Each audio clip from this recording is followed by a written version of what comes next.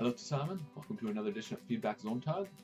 I wanted to spend this week going a bit more detail into Nebensätze. I know I dedicated some time last week to Nebensätze, the whole subordinated clause thing, but nevertheless seeing the work you've been doing, and we're using a lot more of these Nebensätze. In the last Analyse, we focused a lot on the use of weil, for example, oder wenn, oder das, all perfectly acceptable subordinating conjunctions that help us create a Nebensatz. But I think it's worthwhile to go into a bit more detail because one of the most common things I've seen in particularly your Analyse is how do we actually distinguish and show the reader when a Nebensatz actually begins. So, I mean, we have the basics, right, which is that when we have a Nebensatz, we use a subordinating conjunction like weil, like wenn, like das, and we put the verb at the end of the sentence, right? That's the basic way of doing it. What I neglected to really hammer home, and that is in fact very important, is that we need to use commas to actually distinguish where a Nebensatz begins. So, for example, you'll see some of these examples in the PowerPoint slides. A sentence like, wenn wir nach Toronto fahren, fahren wir mit dem Auto. That sentence would not be correct unless there is a comma that distinguishes between that first clause, the wenn wir nach Toronto fahren, and the second clause, fahren wir mit dem Auto. If we just stick those two together without a comma, it's very difficult, A, to understand what it means, and B, it just does not grammatically make sense. Another example could be, ich habe meiner Mutter gesagt, dass ich nicht schlafen kann. So, I told my mother that I can't sleep.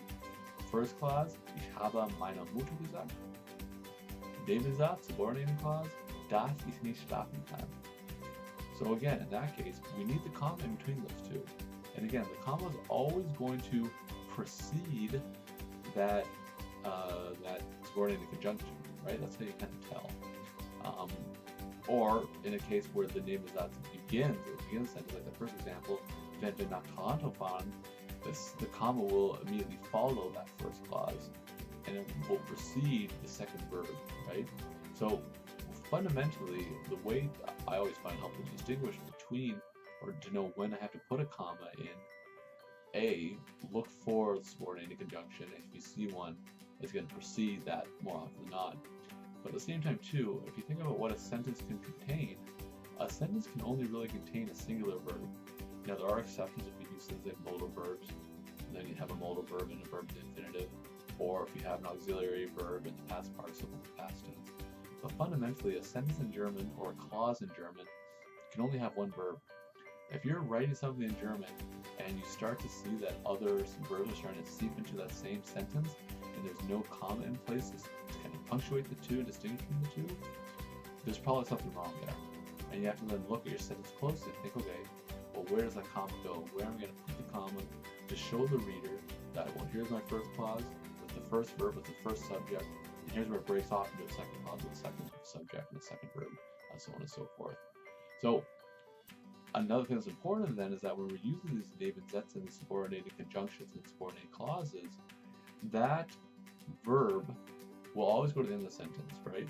So again, we use something like weil, the verb goes to the end of the sentence regardless of other components. So even if there are things like modal verbs or like a nicht, for example, that oftentimes kind of assume that last position, they get still moved up in order basically, and that verb that's often in the second position moves to the very end.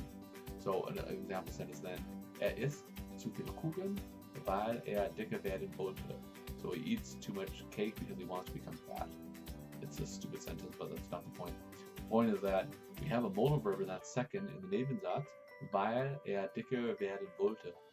So in many cases, right, if we just had that as a modal verb, wollte dicker werden, we know with modal verbs that the infinitive werden has to be in the sentence. That's what we've learned, that's what we know.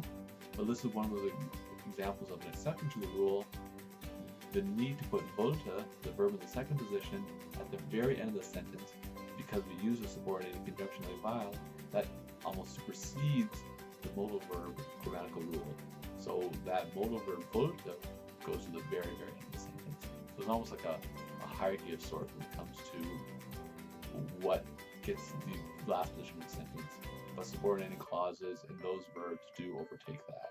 So again, it's just, to me, it's fundamentally knowing, all right, do I see a subordinate conjunction? A. Do I see that? Do I see a weil? Do I see a wenn? Do I see a das? And if I do, I know 100%, unless again it starts a sentence. But if I have a sentence and all of a sudden I put a das in there because I want to expand upon something, or I put a wenn in there to provide a condition, or a weil to further again expand upon something, I know right then and there a comma has to precede that subordinate clause.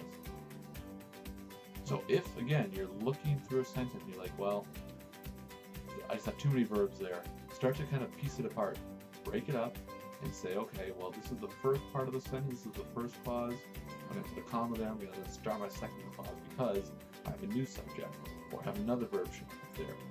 If I can't have two verbs in the same clause, I need to put a comma to start a new clause. So I want to encourage you to think about that as you continue writing and thinking in German, because again, this is a frequent thing, and it is a frequent mistake that learners of German make, because we don't have that same thing in English. We don't really systematically structure our sentences with commas to separate them. English is a lot more free-flowing, German is not. So we need to use the grammar on our side to distinguish when a clause begins, when a new clause begins, when a clause ends, and make sure that each of those clauses contains one subject and one verb. And as soon as I need more, then I need more, and I'll use the conjunction, and I'll use a comma, and separate that out and make that explicit. Okay? So again, that's a lot to throw at you. There's a lot to learn with Nebensätze. So if you feel like you're still trying to get it, I understand, that's okay, it takes time, but that's also why I want to spend time on it with you as well. So think about that, and all the best with the coming week. Okay, tschüss.